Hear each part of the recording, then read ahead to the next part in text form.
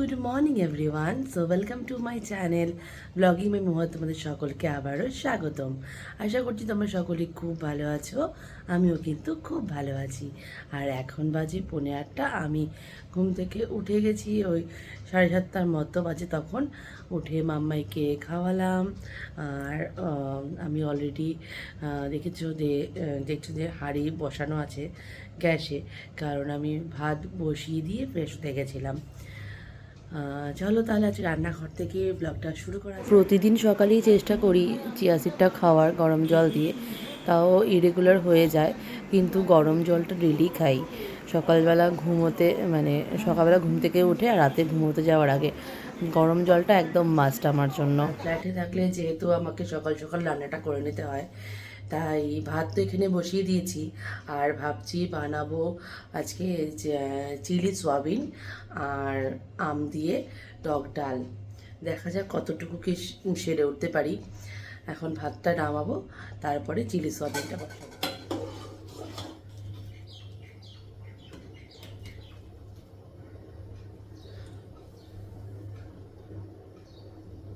ভাত আমার এখানে অলমোস্ট ডান। আর এদিকে আমি কেটে রেখেছি কিছু সবজি চিলি সয়াবিনের জন্য, ক্যাপসিকাম, লঙ্কা এখনই কাটলাম এটা। আর পেঁয়াজটা রাত্রে এসেই ছুলিয়ে রেখেছিলাম। আর এখন কাটবো শুধু টমেটো, আর বসাবো সয়াবিনটাকে সেদ্ধ। আমি ওইদিকে রসুনটা কাটছিলাম, আর এর ফাঁকে এদিকে জলও ফুটে গেছে সয়াবিনের জন্য। সয়াবিনগুলো দিয়ে দিলাম।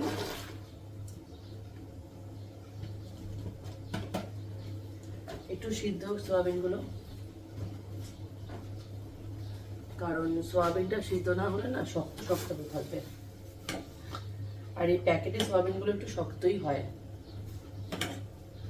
এগুলো একটু সেদ্ধ হোক, তারপরে বসাবো রান্না। আর এদিকে আমার টমেটো রসুনও ছোলানো হয়ে গেছে।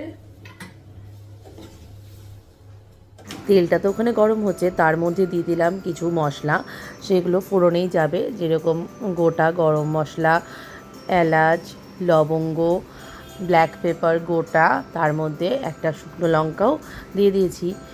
আর এটা দিয়ে এর মধ্যে দিয়ে দিব রসুনটাও এর মধ্যে ভাজা ভাজা করে নেব। রসুনটা একটু ভাজা ভাজা হবে, তারপরে এর মধ্যে দিয়ে দেব পেঁয়াজ। রসুনটা একটু ভাজা ভাজা হওয়াতেই পেঁয়াজটা দিয়ে দিয়েছি। পেঁয়াজটা একটু মজে আসতে তারপরে লঙ্কা, টমেটো আর ক্যাপসিকাম দেবো। আর একটু লবণ দিয়ে দিই আগে।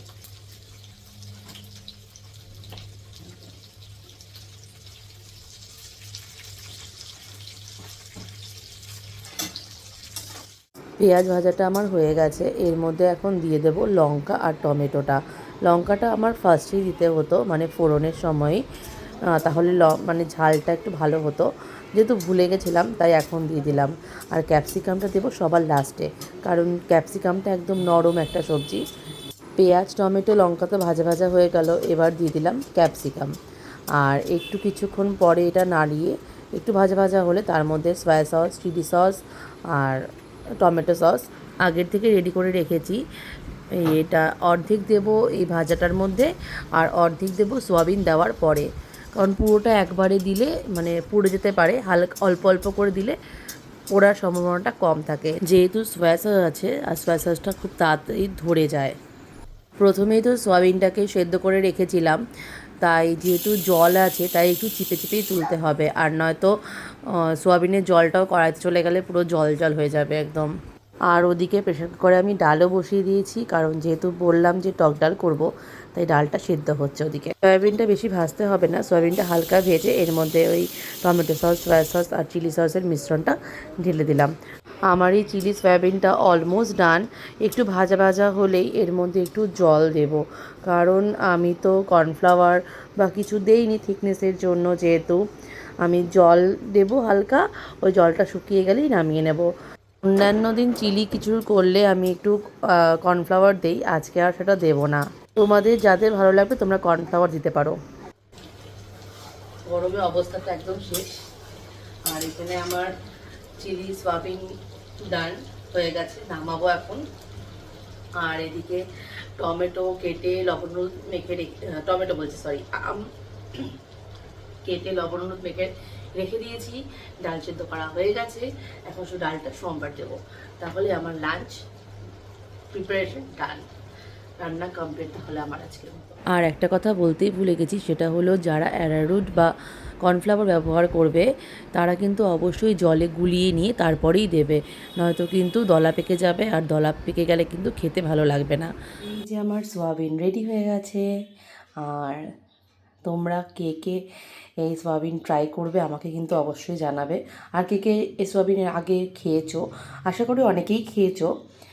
আমি আজকে বানালাম তাই তোমাদের সাথে শেয়ার করলাম। তোমরা কিন্তু আমাকে কমেন্টে বলো, যাদের পসিবল হবে কমেন্ট করতে আমাকে, তারা অবশ্যই বলো যে তোমাদের এই রেসিপিটা বানিয়ে কীরকম লাগলো, আর এই রেসিপিটা তোমাদের খেয়ে কীরকম লাগে। আমার আম ডালও তৈরি হয়ে গেছে।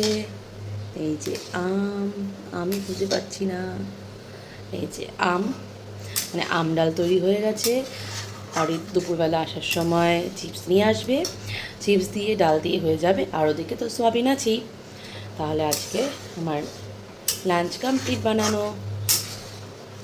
এটা ফুটে আসলেই নামিয়ে দেবো,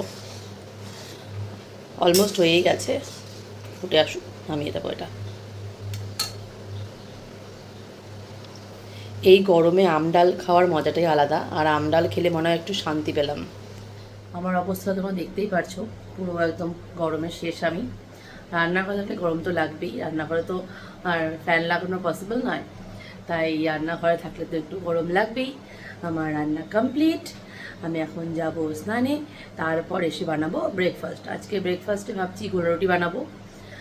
অরিত এখনও ওঠেনি, এখন বেজে গেছে 9:15 মতো, 9:15-র ওপরেই বাজে, ওই 9:20 মতো হয়ে গেছে। ও উঠবে আগে, ও উঠে স্নানে যাক, তারপরে মাম্মাই উঠলে আমি স্নানে যাব। আমার রান্নাঘরও পুরো পরিষ্কার করা হয়ে গেছে। এখানে ব্রেকফাস্টও রেডি, অরিতের গোলা রুটি সস আর মেয়োনিজ দিয়ে, সঙ্গে চা, আর এখানে হচ্ছে আমারটা আজকে একদম নর্মাল গোলা রুটি। আমি এখন যাব স্নানে, তারপরে সে মাম্মাইকে খাওয়াবো।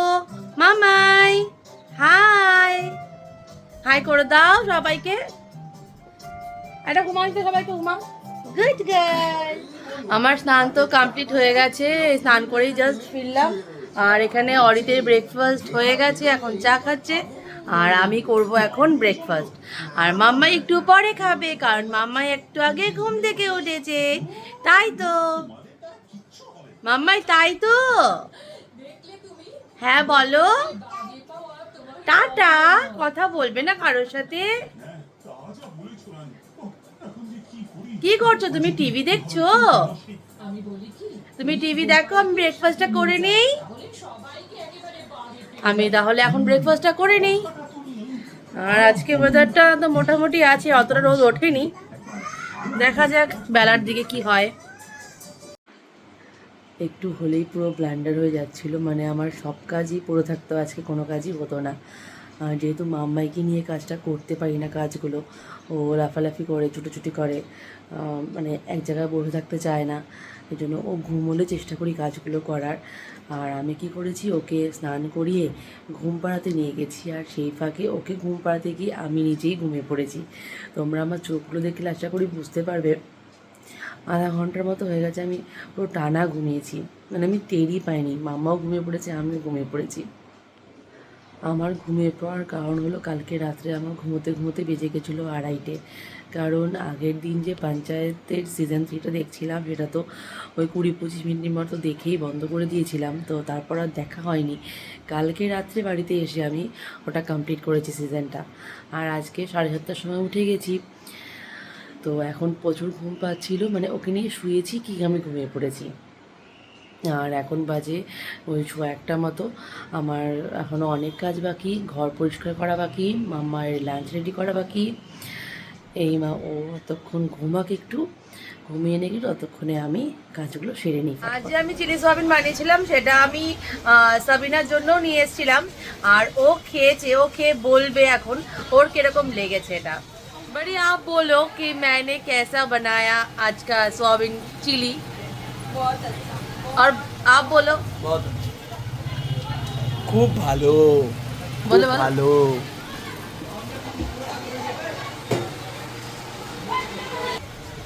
দুজনের থেকে সার্টিফিকেটটা তো ভালোই পেলাম, বেশ ভালো লাগলো শুনে আমার।